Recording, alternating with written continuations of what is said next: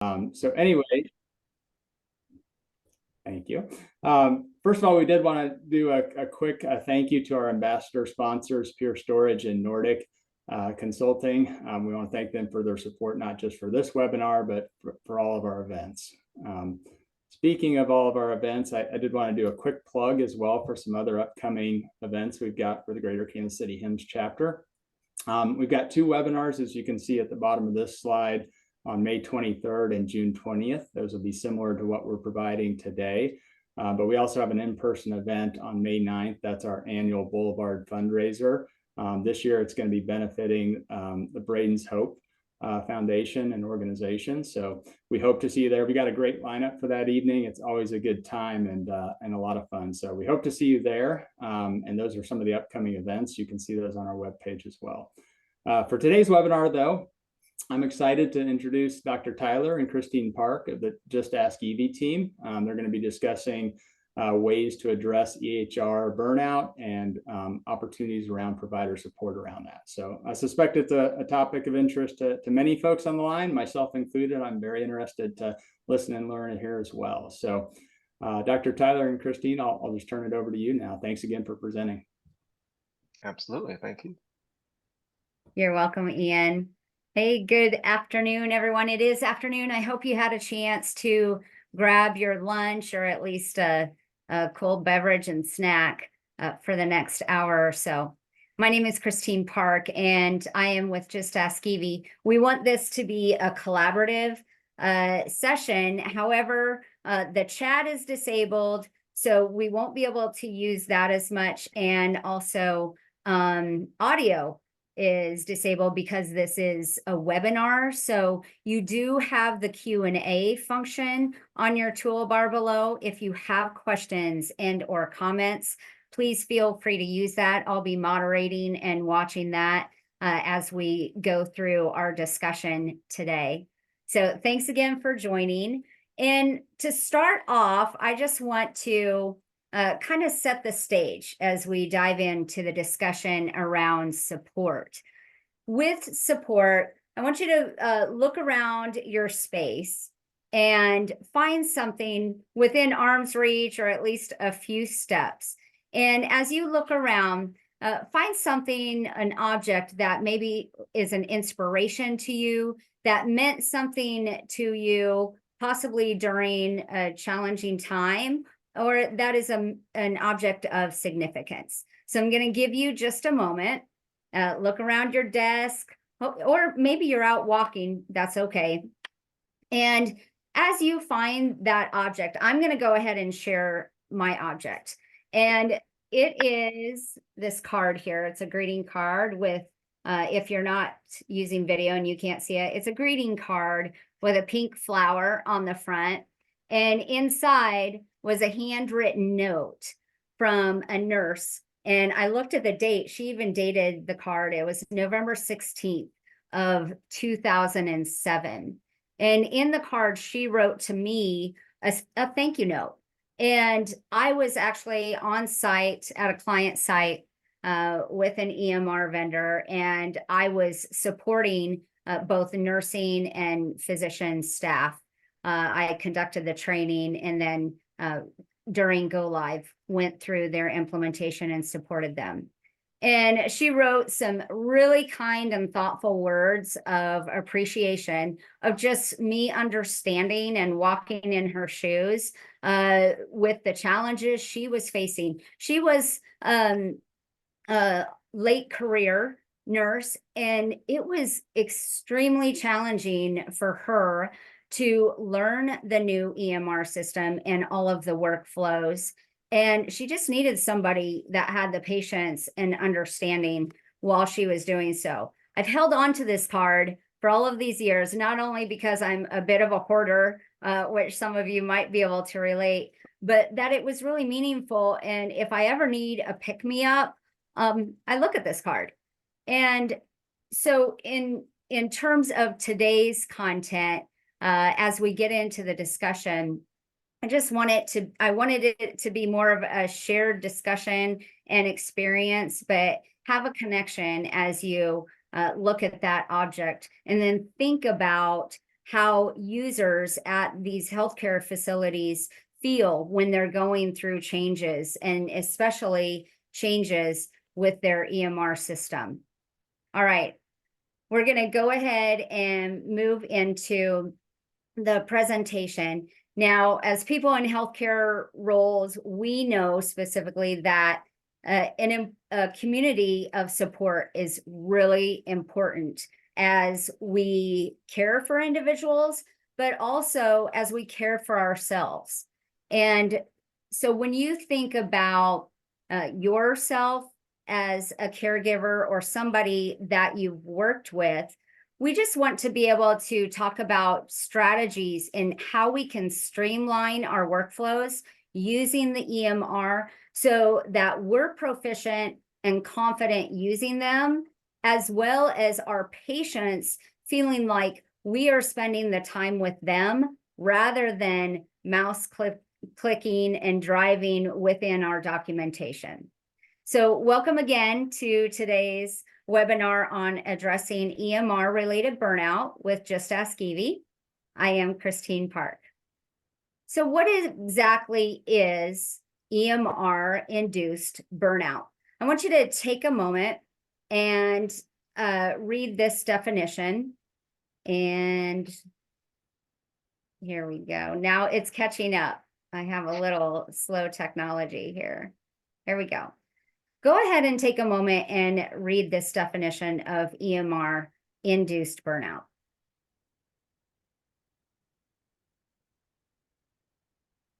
So EMR-induced burnout is not a fallacy.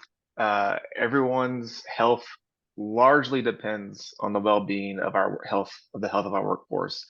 So as a physician and former CMIO, I've experienced firsthand the physical and emotional and mental exhaustion due to challenges associated with the EMR, and that kind of led me here to today. So my name is JD Tyler. I'm a med-peds physician, and today I'm here to kind of share my journey of practicing medicine, working in healthcare IT, developing EMR IP, and eventually becoming the founder of Just Ask Evie. So when I started my medical training, I mainly used paper charts, but by the time I started private practice, I mainly used the electronic medical records. And so as my skills as a physician improved, the EMR became my bottleneck of the day. It was something that no matter how fast I could diagnose a patient, take their history, what slowed me down every day was the EMR. And so I think in every role that I've had in healthcare, there was this one consistent problem, and every single time it was, learning the EMR, asking for help regarding the EMR. It was never easy. And when I did get that help, many times the quality of that support wasn't all that great. And that eventually took a toll on me. Back then it wasn't really called burnout. It was just kind of like frustration, or, you're smart enough, you'll be able to figure it out. But eventually that led me to kind of transition from everyday practice over to the healthcare IT space. So for those on the call, have you personally experienced burnout or witnessed it in your colleagues? And so is it going to pop up in the chat there, Christine, or just list off the kind of the options that we have? Yeah, I would say raise your hand. So in the toolbar at the bottom of your screen, you have that raise hand function. Go ahead and raise your hand if you have. And you can also use the Q&A section to say, yes, I have. And if you want to expand on that experience, just go ahead and type a few things there. So I'm looking at the participant list. JD, I see a couple hands raised. Great. I would love to hear those stories. But JD, tell us a little bit more, maybe with some of your experiences. Yeah, in my experience, it's directly related to just everyday care of the patient. And so think of, that question I just asked. maybe you personally experienced it, maybe you witnessed your colleagues, maybe you haven't experienced it personally at all, and maybe you haven't had any kind of colleagues do it. But the reality is, it is a part of our day to deal with the electronic medical record. And in my opinion, I kind of really worked hard because I knew how much of a bottleneck it was, and use those skills to, help take care for patients. And it wasn't easy. And I thought, it doesn't need to be, this difficult. And that my personal story of that is not uncommon. So the harsh truth is that, our healthcare providers, they're burning out, and it's getting worse before it gets better. And then we just came out of a pandemic that probably shed more light to it. But the reality is, nearly a quarter of doctors and a whopping 40% of nurses are set to throw in the towel over the next 24 months. And a staggering 63% of physicians feel emotional exhaustion or other burnout symptoms each week. And if that's not enough, the usability scores of these expensive EMRs, they earn a fat F grade, with about 40% of burnout cases caused by the EMR. 70% of physicians blame their EMRs for that uptick in the administrative burden. And to top it off, now doctors have one of the highest suicide rates of all professions. And so all these things, together, is a significant impact on healthcare, on patient outcomes, on our future, and it's truly just cannot be ignored. And JD, I'll add to that the card, the greeting card that I showed, that thank you note at the front of the call. I remember that nurse's face vividly. Her and her colleague cried during training that I was conducting. There was, and hopefully it wasn't related to the training, but there was about 25 nurses in the training. They were both advanced in their career in nursing, and they sat in the back of the room and cried. And I went to comfort them, and they said, this could be the thing that makes me quit nursing, or that that ends my career, because I just don't know if I can learn the EMR and the workflows and adjust to the new workflows.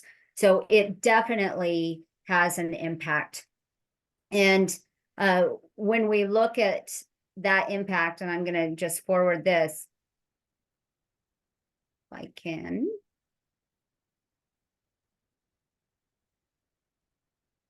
There we go. You can see this quote from the AMA, and I know if you attended the Oracle Summit, Health Summit this week, Dr.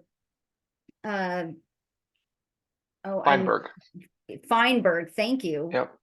Thank you, JD. Dr. David Feinberg from Oracle used to be with Geisinger Health. He used a very similar quotation.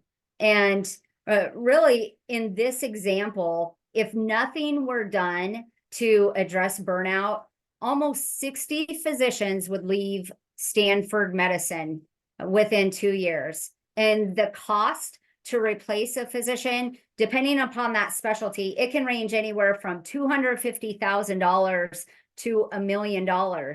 And for those 60 physicians, it could end up costing Stanford anywhere from like 16 million upwards to $56 million. And that's no drop in the bucket. Plus, just the administrative burden of having to go out and recruit new physicians and train them. So whether it's a dollars standpoint or a caregiver's health, which is critically important, both are negatively impacted when you look at organizations that don't have a successful support strategy in place. All right, so get back to it there. Oh, all right.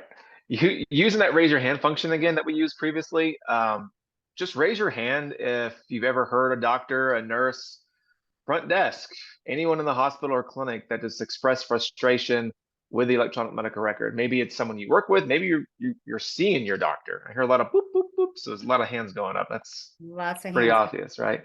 And Mhm. so, in your opinion, everybody that raised their hand, what are the primary factors contributing to the EMR related frustration? I mean, and the options really could be, the EMR usability issues, insufficient, underqualified support resources. And that could be, when I need help, I don't get help. I gotta fill out a form. I have to wait for informatics rounds. I'm stuck in the clinic at 7 o'clock trying to finish up before I go on vacation, and all of a sudden I'm having problems with the EMR, and it's not letting me sign something. Those kind of discussions are things that you've heard from there. Lack of decision making, and the power in the design of the workflows. These standardized workflows. I was on vacation Yeah, during training. They yeah, did training 5 months ago. And how am I supposed to remember that when I can't even remember what happened a week ago? I hear that one yeah, often. Or I hear from clinicians, especially, the vendor came in, they used standardized workflows. They didn't map out our current workflow process at all. They don't get us. Standard's not going to work for us. yeah. So, and then It's, there's the frustration from that. yeah, and sometimes the bar's so low you trip on it. Sometimes it's just like if they have a username and password and they can log in, that's a win. When it comes down to taking care of patients, this is a tool that is used to take care of patients. You can make a medical error with this. You can miss something. It's very important. So the amount of support and training to provide your users of it is very, very important. Yeah, so how collectively, because this is from a standpoint of uh, integration and innovation, all of the people that are involved in a support strategy have to come together. Healthcare organizations, IT companies, third-party consulting branches. We all have to work together to create strategies for support. And I would say the Surgeon General just put out a statement, I believe it was in 2023, that he had a goal of reducing a provider's administrative burden by 75% by 2025, next year. So in order to even come close to achieving that goal, we're going to have to significantly enhance EMR usability. We have to talk about delivering the right information at the right time, and then also leveraging technology. So those three things, enhancing EMR usability, that stems from a collaboration of people using the software and having the voice of the customer built into the vendor's design of that system. Also, delivering right information at the right time. We have to look at current workflow processes and realize, okay, what does a provider, a clinician need right at that moment within their workflow? So we have to prioritize our time with our patients rather than the user's time clicking and typing, and we have to leverage the technology. I'll give you $10 if you can pronounce his last name correctly, but it's Dr. Nigel Gurgara. He said this: although one intervention can't magically change everything, some easy changes will add up to hours of saved time for busy physicians. And I'll just say, in my humble opinion, in my experience over the last 20 years in healthcare IT, organizations understand that PPT framework, the process, people, and technology, and they invest most of their time and money in one element, and that's the technology. So to truly create a transformation like we wish to do of how caregivers utilize the EMR, increasing their proficiency, decreasing the time spent in the EMR, and ultimately decreasing the amount of burnout, we have to work together to align and integrate all those three elements. And that's our aim at Just Ask Evie. So JD, what's your experience been in this realm of people, process, and technology? Yeah, I mean, when I was a CMIO, it's kind of in my experience, if you don't have those resources and they're not adequate, or for what you're implementing, you have to have those resources to ensure adoption of the technology. Success is very difficult to attain if you don't have the right people and the right resources to do that. You can have the best technology in the world, but if you don't have the resources and the people in the process to implement it, you're not going to be successful. I kind of equate it to here in Kansas City, because many people are football fans, including myself. It's like going down the entire field and getting in the red zone and just fumbling it, and that happened last year. So it's just heartbreaking, because all that effort and time, and then you get nothing out of that. Or at the very the best case scenario, sometimes if you get a field goal, but many times it's just fumbling. So with that in mind, though, imagine if at your health system, or maybe for your own physician, imagine if every clinician, every user of that electronic medical record just had a simple, easy button in their EMR. And so no phone number to remember, no waiting on hold, no emails, no forms to fill out or a ticket to fill out, waiting for someone to get a hold of you. All you have to do is, from within your own workflow, hit a button and ask for help. That's it. And that's kind of redefining how support is done. It's kind of modernizing that, transforming the traditional way of asking for help, and really bringing it up to the standard of today. And so not only is that the key part, the first step of doing providing that support and transforming burnout, but just like Peter Drucker said, what is measured improves. And so that is key to circling back and improving this experience, improving your workflow. And that's your goal for the EMR workflow at your health systems, at your clinic. Having the ability to marry the people, the process, the technology, that's all key to the success. And so with the dashboard that we provide, and we provide detailed reporting as well, but the dashboard provides those insights where you may have, be able to process barriers or resourcing challenges. That is impossible without this technology to, and very difficult to measure objectively. I know during my implementation, and I've, whether it be one as a physician in practice or one as a CMIO, it was really hard to get that information to the objective information of where is everybody struggling, what questions do they have. There was an objective, simple way, an easy way to gather that. And after they go live, after the implementation, even during upgrades, nobody would ask questions. It wasn't an easy way to ask questions. And so if you give the provider, the nurse, give them an easy way to ask questions, a lot of unasked questions are now come to the top. And it's a very good sign when that happens, because it means your staff, they want to learn, they want to be better. They just don't have an easy way to ask for it. It's not a part of their workflow. It's not easy for them to reach out. And I think that's a big difference as well. So for everybody on the webinar, regarding this dashboard, and it's difficult for us to kind of interact, but I want you to look at this and think, at our organization, we would really love this information, or what are we missing from here? And I know we don't have the interaction part, so feel free to email me afterwards. But this is what we do with healthcare systems. We look at their metrics, what they're trying to improve. We give them insight of things that maybe they didn't realize, and this kind of gives them insight to kind of the climate of their providers. How I describe it is, we identify sparks before they become flames, and you have a fire on your hands there.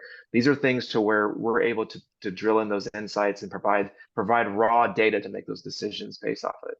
So that's our approach. Our team of peer clinicians that walked a mile in your provider's shoes. So if you're not familiar, kind of, we also provide that technology, but we also provide peers, super users that have used that particular EMR. They use it every single day.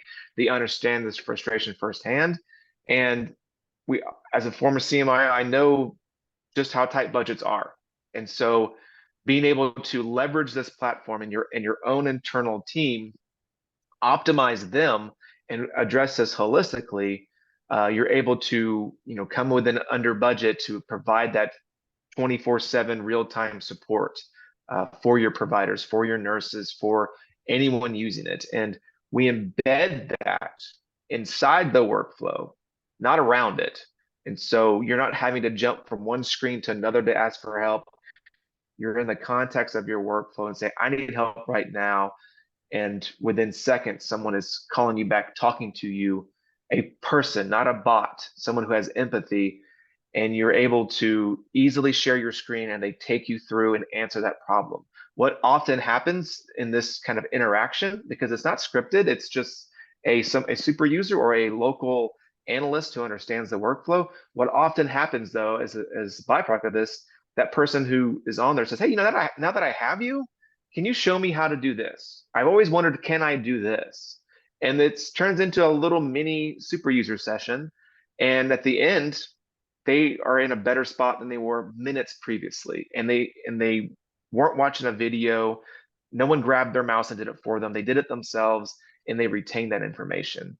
And so all those interactions being captured, that data that drives into our dashboard helps improve that healthcare system's onboarding, their EMR build, gives them insight that they didn't have before of what are the questions that are going on that the people are asking, where are they struggling, so that we can improve not only our EMR build, but also our workflow. And also just this approach allows the healthcare providers to feel heard.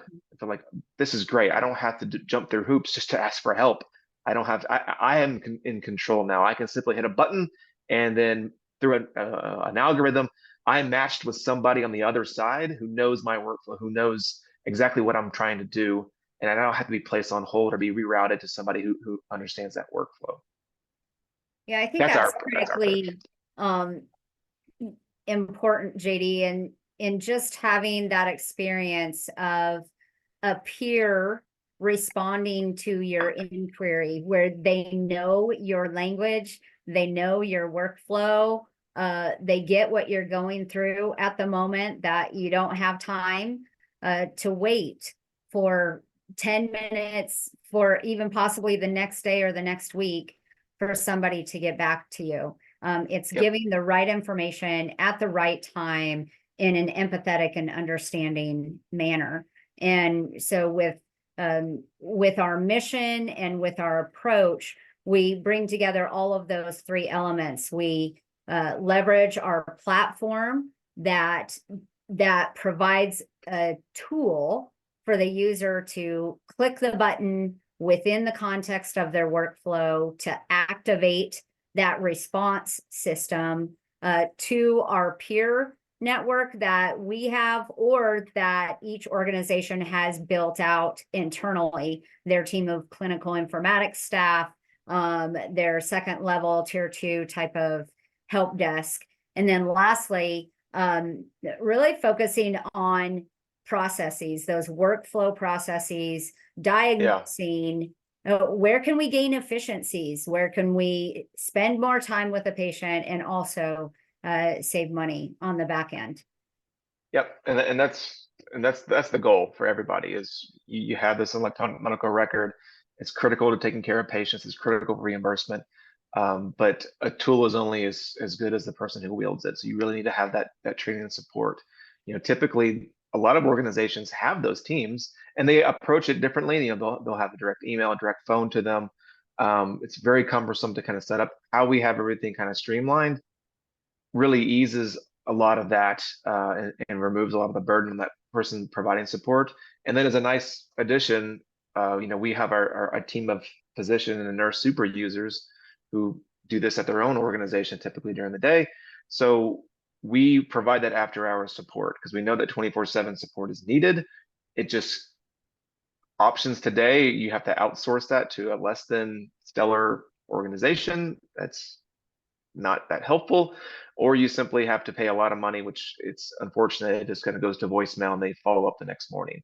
Our approach is different because we know those physicians, those nurses, when they're after hours, they're struggling. They have a question, they're kind of on the edge, and it's nice to have a peer talk them off that edge and go say, yep, I know what you're going through. Let me show you.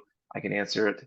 And then many times, if it's an issue that is not educational, it's actually technical, it's broken, we've become kind of the first line of defense. People they don't know whether it's a technical issue or if they're making the mistake.